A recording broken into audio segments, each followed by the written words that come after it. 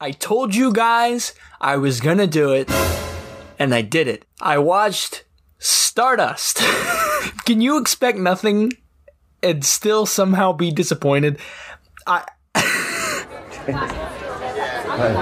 Stardust is a 2020 British-Canadian biopic about David Bowie. It chronicles his first tour of the US in 1971. Now, for you non-Bowie fans, this is after Space Oddity. This is ground control to Major Tom. And right in time for his third main album, The Man Who Sold the World. Let me just say, before I get commenters saying this is biased, whatever, I just want to tell you straight up, I hate everything about this movie. I hate the look, I hate the feel, the pacing, the defiance of David Bowie's wishes of never wanting a movie made about his life, the terrible music, the performances, the writing, the makeup. What the hell is even that? It's bad. Like, that's the review. It's bad. Johnny Flynn stars as Bowie. Johnny is a musician, actor, stage performer, and someone who I feel doesn't understand what David Bowie is all about. Besides looking absolutely nothing like him, Flynn plays one of the most captivating artists of all time as nothing more than a dull and timid singer-songwriter that wouldn't get farther than an audition. Get out of it. Honestly, I want to blame the writing because Johnny seems like a really good guy, and maybe this just wasn't the role for him, but I'm not going to blame it all on the writing because... What's the difference? Supporting Johnny Flynn is Mark Maron, famous podcast host. He plays Ron Oberman, and I feel like he was the only one that knew what he was doing, even if it didn't come off too great. And you do. Hell yeah, I do. I will blame this on the movie's script, though. Maron attempts to give the character a likable and maybe even understandable working-class hero aspect, but it seems like all the screenwriters could do, or even comprehend, is to write him a cringy line and put "man" on the end. I swear to God, the only thing this man can do is say "man." In every scene, this man says "man" at least twice, and he says it just like that. It's drawn out. It's like the character in That 70s Show. It's almost a religious experience. This is such a testament to how far the film was willing to go in being both invigorating and clever, both adjectives I would commonly use to describe David Bowie. To get more serious, I want to take a second to talk about biopics in general.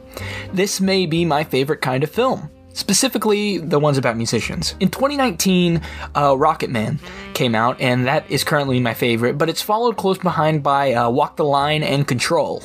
These movies are special because the screenwriting has the personality of the person they're playing.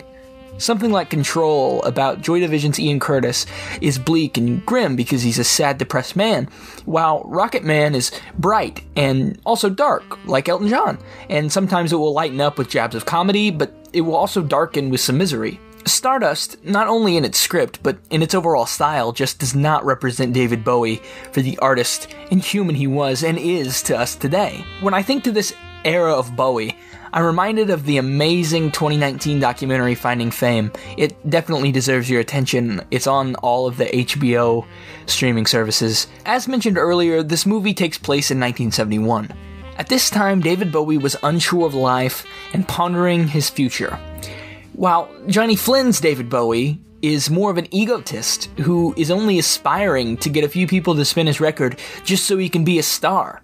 The film never shows Bowie working or putting in any effort to be a respected musician, or to even, change his life. There's a bunch of scenes of Bowie being sad at home, but it never shows him wanting to leave, per se, or making an effort to leave. The character of David Bowie in this movie really just has nothing to do besides whine. It seems like any time even something like music is mentioned, it's either Ron or David crying or moaning about how the world is not going how they thought. I don't know about Ron, but I know that that's not David Bowie, and I know that he was much more creative and very intelligent enough to find his way out of a rut, not beg to be let out. And most of these films, they follow the same tropes. I can name at least 3 musicians tripping out on drugs or going back home because the tour isn't going well. It's all been done. I don't care if you blame this once again on the writers or just the tropes of biopics in general. The film is nothing new. It adds nothing new. Here's some audio of me first watching it, calling scenes as they happen. David! Hey man, where are you? David! Scene. Coke. Cool, man.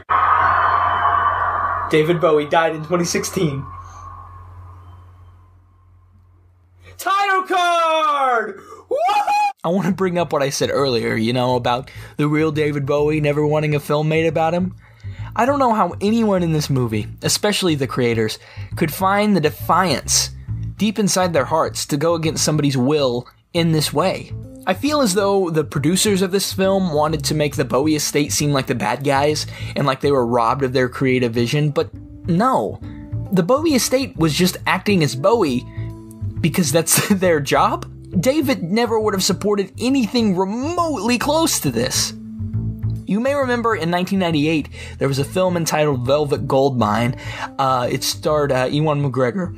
The film is about a David Bowie-like character performing a death hoax or something like that. It's very hard to find on home media, so I haven't seen it. The real Bowie threatened to sue production just when he heard inklings, whispers of the film through the grapevine. It is very safe to say that he just did not want to be portrayed in film. But, this begs the question, can anybody prevent their story from being told?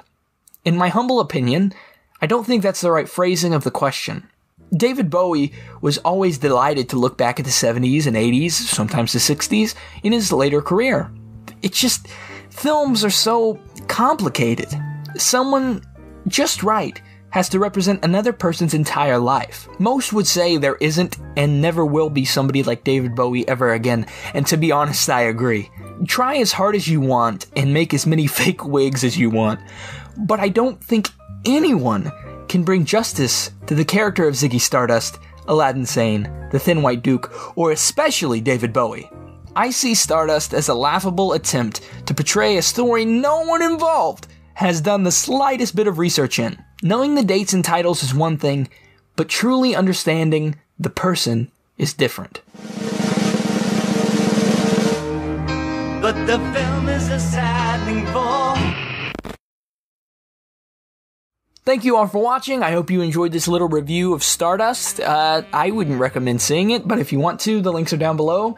I hope you all enjoyed this kind of video. I know it's kind of different. It's about David Bowie and not Michael Jackson, but these, again, are my favorite kind of videos to do to kind of branch out. So, yeah, Stardust exists.